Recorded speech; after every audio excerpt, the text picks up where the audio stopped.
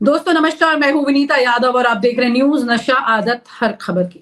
खबर बड़ी दिलचस्प है और कितना इसका असर होगा ये भी बड़ा सवाल है, क्योंकि देश के गृह मंत्री अमित शाह ने जो दिसंबर के महीने में संसद में कहा था, अंबेडकर जी को लेकर जो स्टेटमेंट दी थी और काफी बवाल हुआ था। विपक्ष ने उन्हें घेरा, यहाँ तक कि उसका असर काफी ज्यादा हुआ। ये जबान उनकी ऐसी फिसली जिसके बाद उनको खुद पश्चाताप हो रहा था कि भैया इसे कैसे वापस लिया जाए। वजह ये कि इसका नुकसान वो नहीं झेल सकते थे। लेकिन अब इसी मामले पर 1 मार्च को सुप्रीम कोर्ट में सुनवाई है।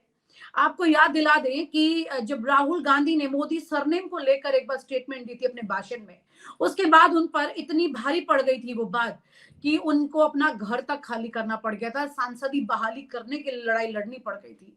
तो क्या इस देश में गृह मंत्री सत्ताधीन नेता के लिए परिस्थितियां अलग हैं और विपक्षी नेता के लिए परिस्थिति अलग है? क्या इस देश का कानून बायस्ड हो चुका है, यानी कि अब वो पक्षपाती है, या फिर वाकई में न्याय होगा? सवाल ये है। सुप्रीम कोर्ट क्या कहेगा, सवाल ये है। हमारे साथ चर्चा के लिए जुड़ रहे हैं इस वक्त वरिष्ठ पत्रकार राजीव खन्ना जी और सुभाष शिर्के जी। उन्हीं के साथ इस चर्चा को आगे बढ़ाएंगे और समझेंगे कि क्या वाकई में इस देश का जो न्याय है वो बराबर है सबके लिए या फिर ये पक्षपाती है। यहाँ पर राजीव जी सवाल यही उठ रहा है कि कोर्ट से क्या उम्मीद करें? क्या अमित शाह की भी सांसदी जाएगी? क्या उनका भी मंत्रालय जाएगा? क्योंकि देखा जाए परिस्थितियों को तो वो कहती हैं अगर निष्पक्षता है तो ऐसा होगा, लेकिन नहीं है तो क्या होगा? देखिए, इसकी दो चीजें आपको समझनी है विनीता। एक तो यह है कि जब हम बात करते हैं कि कोर्ट क्या रुख इख्तियार करेगा वो हम कह नहीं सकते, पर हाँ, अगर हम कंपैरिजन देखते हैं तो डेफिनेटली वो एक बात बनती है। और सबसे इंपॉर्टेंट चीज इसमें यह है कि ये बयान क्यों दिया गया, उसमें उसके भी कई कारण है। पहला तो जो समझ आता है वो ये है कि इस समय ये सरकार या ये पार्टी इतनी मदहोश है एक पॉलिटिकल एरोगेंस में कि इनको लगता है हम जो भी कहेंगे, जैसा भी कहेंगे, कुछ नहीं होगा उसका। एक तो वो चीज है। दूसरी चीज जो है, रियल इश्यूज जो है उनसे ध्यान भटकाने में भी एक महारत हासिल है, चाहे वो मोदी साहब हो, चाहे वो अमित शाह साहब हो, या बाकी हो। अब इसको आप देखिए तो जब हम बात करते हैं कि ये तो कुछ भी नहीं है, आप एक सीरीज ऑफ एग्जांपल्स हैं, और लेटेस्ट जिसकी मैं बात करना चाहूंगा वो ये है कि आपने दिल्ली सरकार जो चुनी है, दिल्ली सरकार, दिल्ली की मुख्यमंत्री और दिल्ली की कैबिनेट, इन लोगों को भी आप ले लीजिए और इनके पुराने बयान देख लीजिए या पुराने ट्वीट देख लीजिए, पुरानी चीजें देख लीजिए, तो क्या एक्शन हुआ? पार्टी के अंदर कोई एक्शन हुआ इनके ऊपर? मेरा सवाल ये है, ये वो बीजेपी है विनीता जो कभी प्राइड फील करती थी ये कहने में कि इनका चाल चलन और चरित्र की पार्टी बात होती थी यहां पर।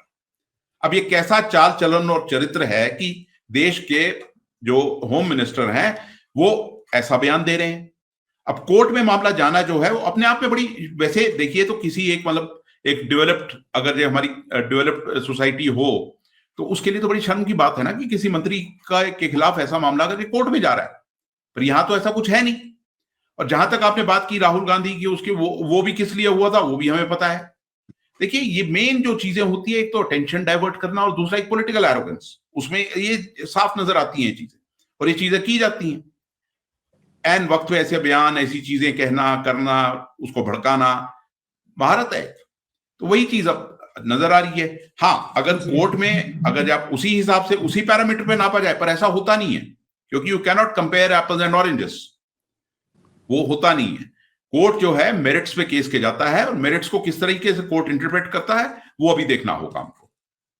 बहुत सारे सवाल हैं, आपने बहुत ऐसी बात कह दी है जिसके बाद कई और चीजें जहन में आ रही हैं। सुभाष जी, क्या वाकई में ऐसा होता है? कोर्ट के विद ड्यू रिस्पेक्ट, कोर्ट के फैसलों को मानते हुए, उसके खिलाफ ना जाते हुए, एक आम आदमी की तरह ये उम्मीद की जा सकती है कि जो चीजें हो रही हैं वो उतनी ही पारदर्शिता में, उतनी निष्पक्ष दिखें, वो बड़ा जरूरी है। जैसे कि अभी मुख्य चुनाव आयुक्त की नियुक्ति को लेकर के जब हियरिंग हुई सुप्रीम कोर्ट में, तो संजीव खन्ना जी ने कहा कि बहुत सारे मैटर हैं, हालांकि कानून बना हुआ है, इसमें ज्यादा कुछ कर नहीं सकते थे, ये एक आधार है उस बात का, और बात आगे टल गई होली के बाद के लिए। तो क्या ये मामला भी टल जाएगा या कुछ सख्ती देखने को मिल सकती है इसमें?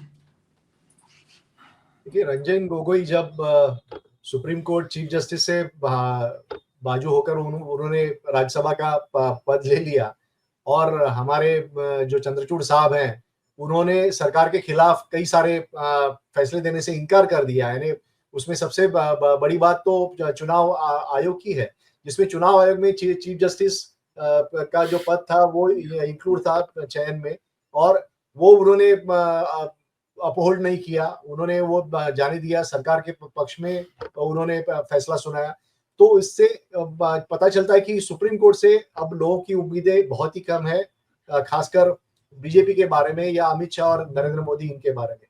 दूसरा, अगर हम बात करें अमित शाह इनके बारे में, तो अमित शाह इन्होंने इतना बड़ा बवाल होने के बावजूद बिल्कुल माफी नहीं मांगी। उन्होंने प्रेस कॉन्फ्रेंस ली 18 दिसंबर को, लेकिन उन्होंने कहा कि मेरा बयान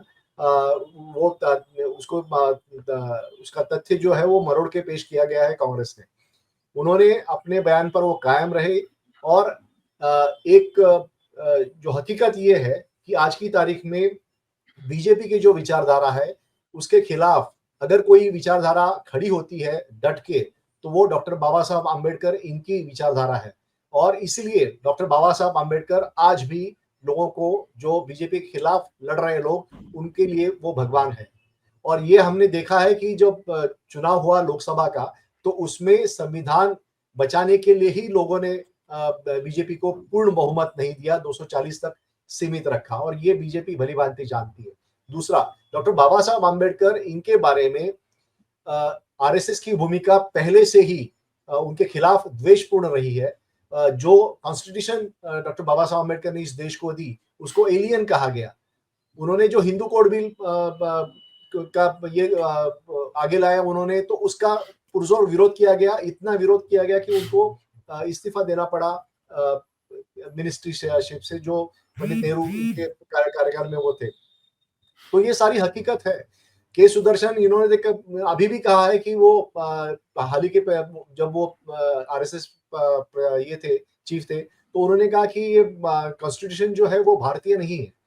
तो डॉक्टर बाबा साहब अम्बेडकर, इनको ये आरएसएस मानती नहीं है, और जो उनका जो द्वेष है वो अमित शाह इन्होंने दिखा दिया कि कितना अभी भी वो डॉक्टर बाबा साहब अम्बेडकर के प्रति उनका द्वेषपूर्ण व्यवहार अभी भी है, और वो माफी मांगने के लिए तैयार नहीं। ऐसे में ये विचारधारा की लड़ाई है वो आगे चलती रहेगी। सुप्रीम कोर्ट, मुझे नहीं लगता कि इसमें अमित शाह इतने ताकतवर अभी बन गए हैं कि जजेस भी उनको डरते हैं, तो इसलिए वो नहीं उनके खिलाफ कुछ कार्रवाई करेंगे। ओके, काफी चर्चाएं हुई थी जब उन्होंने इस तरह का स्टेटमेंट दिया था, तो बीजेपी के कई नेता जो थे और कई लोग जो उनके करीबी, उनका ही कहना था कि ठीक है, गलती हो जाती है, स्लिप ऑफ टंग होती है, एक भाव में वो बोल के चले गए। तो राजीव जी, इस तरह की बातें, यानी कि बोल दिया उन्होंने, लेकिन बाद में उनको इस बात का मलाल हुआ कि उन्होंने क्या बोल दिया। ये वोट का ही डर है ना, ये और कोई तो डर लगता नहीं, क्योंकि अगर आप भाव ऐसे बिना सोचे स्पॉन्टेनियसली कुछ बोल जाते हैं एक लय में, तो आपकी सोच से ही निकलता है ना, बाद में डर की वजह से भले ही आप उसे पलटना चाहें। देखिए, मैं इससे थोड़ा डिसएग्री करता हूं कि ऐसा भी नहीं मैं मानता कि बिल्कुल ये स्लिप ऑफ टंग हो सकता है कैलकुलेटेड भी हो, क्योंकि हर बात को एक उछालना, उस पर हंगामा करवाना और किस मौके पे करवाना है, वो भली भांति ये पार्टी के नेता अच्छी तरह जानते हैं। और वो बाद में जिस तरीके से आप कह रहे हैं कि कुछ नेताओं का कहना था कि भाई गलती में हो गया, ये एक इनकी वैसे स्ट्रैटेजी है आरएसएस बीजेपी की, कि आप भिन्न आवाजों में बात करो, एक व्यक्ति कुछ बोले, दूसरा कुछ बोले, तीसरा कुछ बोले, चौथा कुछ बोले, और पब्लिक सेंटिमेंट को जानते हुए जो जैसा आपको लगता है वहां जाके आप कंफर्टेबल हैं वहां पर बैठ जाइए आप। तो वो कोई नई बात नहीं है ऐसा बोलना। बात यह है, अगर आप इस देश के होम मिनिस्टर हैं, ऐसे कैसे आपका स्लिप ऑफ टंग हो जाएगा? आपको ये वो गली मोहल्ले के नेता नहीं है कि जिसका स्लिप ऑफ टंग हो जाएगा। कितने चुनाव जीत चुके हैं आप और कितने चुनाव लड़ चुके हैं आप, और एक बहुत इंपॉर्टेंट पोस्ट पे आप बैठे हैं इस देश की। और दूसरी चीज जो सुभाष जी कह रहे हैं कि देखिए, अंबेडकर को लेकर, और ना सिर्फ अंबेडकर, क्योंकि वो ब्राह्मणिकल ऑर्डर में तो है ही इनका, जो अपना इनका चलता रहता है, ब्राह्मणिकल ऑर्डर को इंपोज करने की कोशिशें जो चलती हैं वो तो एक तरफ है। सबसे ज्यादा प्रॉब्लम किससे? सबसे ज्यादा प्रॉब्लम तो संविधान से है ना। तो कहीं ना कहीं वो अंबेडकर और संविधान दोनों मतलब एक ही कॉइन के दो चेहरे हैं, तो उससे बहुत प्रॉब्लम है। उसको लेकर बयान भी देने होते हैं, उसको लेकर चीजें भी कहनी होती है, और फिर उसके साथ साथ फिर रिजर्वेशन के मुद्दे पर बहुत चीजें होती हैं। ये party from time to time क्या क्या करती रही है इन चीजों को लेकर हम सब अच्छी तरह जानते हैं, उसमें कोई नई चीज नहीं है।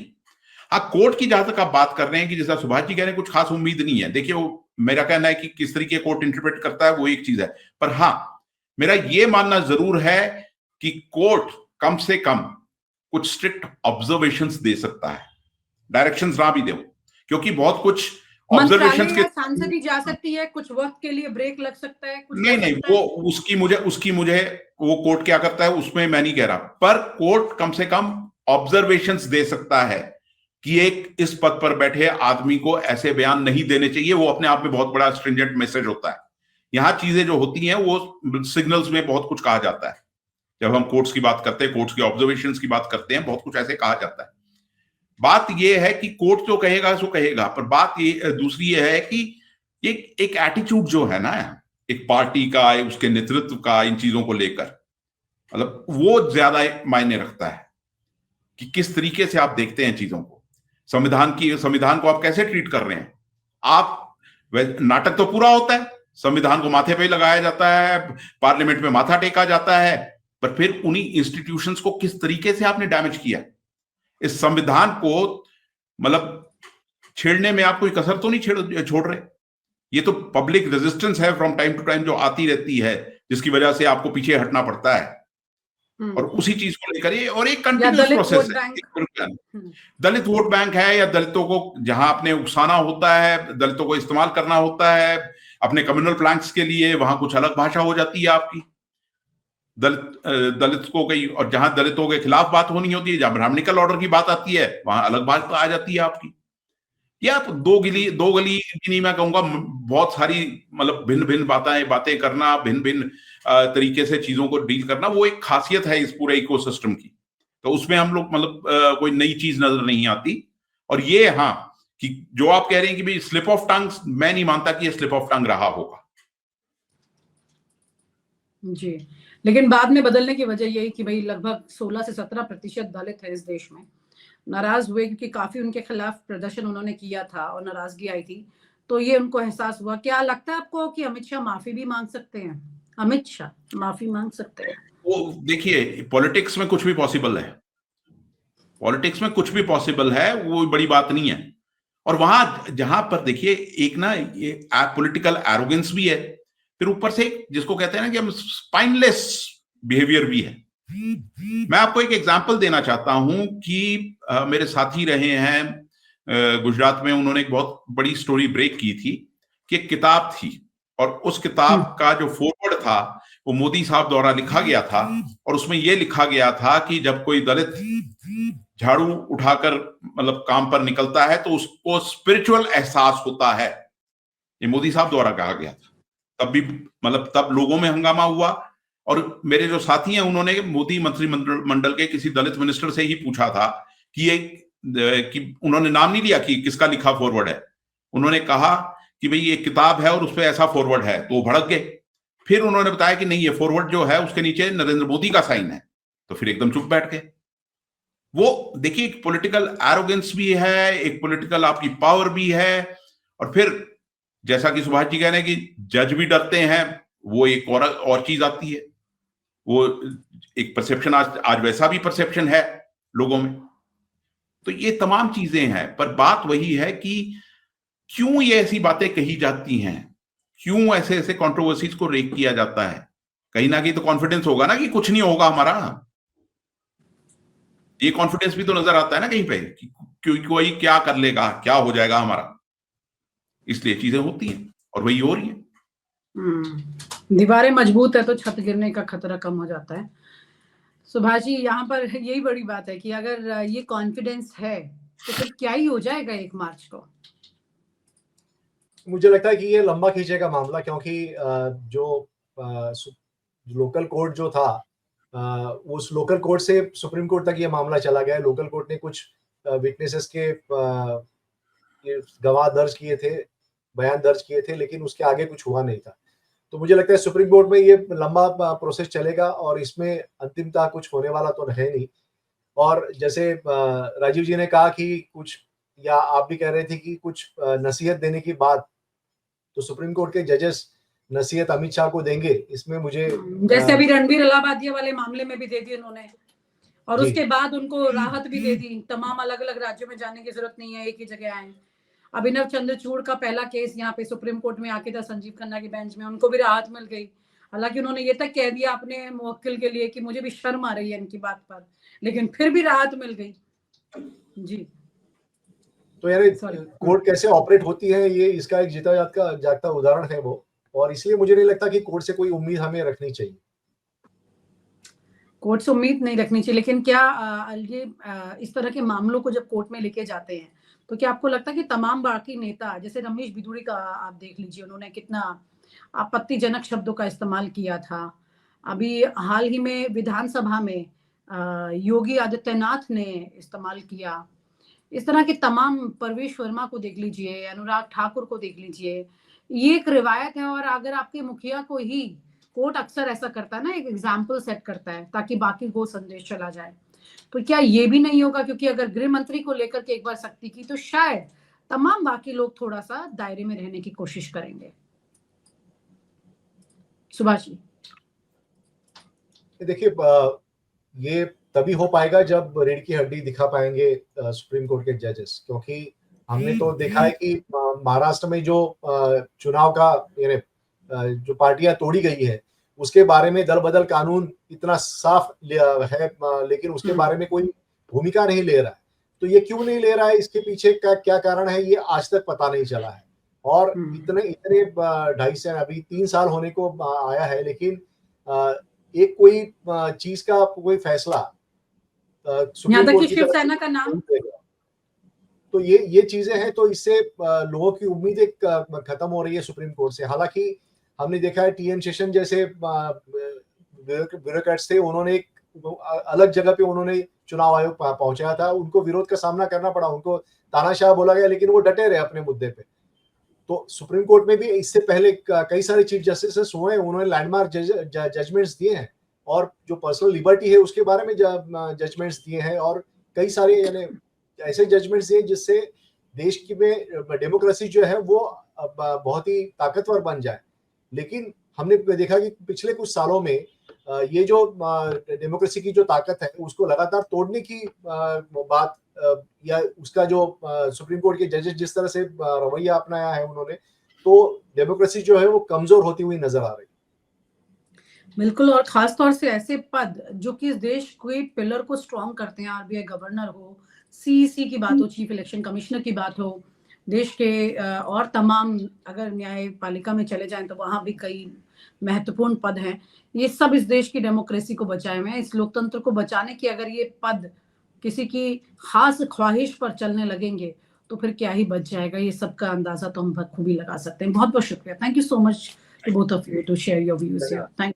और आप हमसे जुड़े रहने के लिए सब्सक्राइब करें YouTube पर, फॉलो करें Twitter पर और लाइक करें Facebook पर। और ज्यादा जानकारी के लिए आपको टाइप करना होगा सिर्फ न्यूज़ नशा।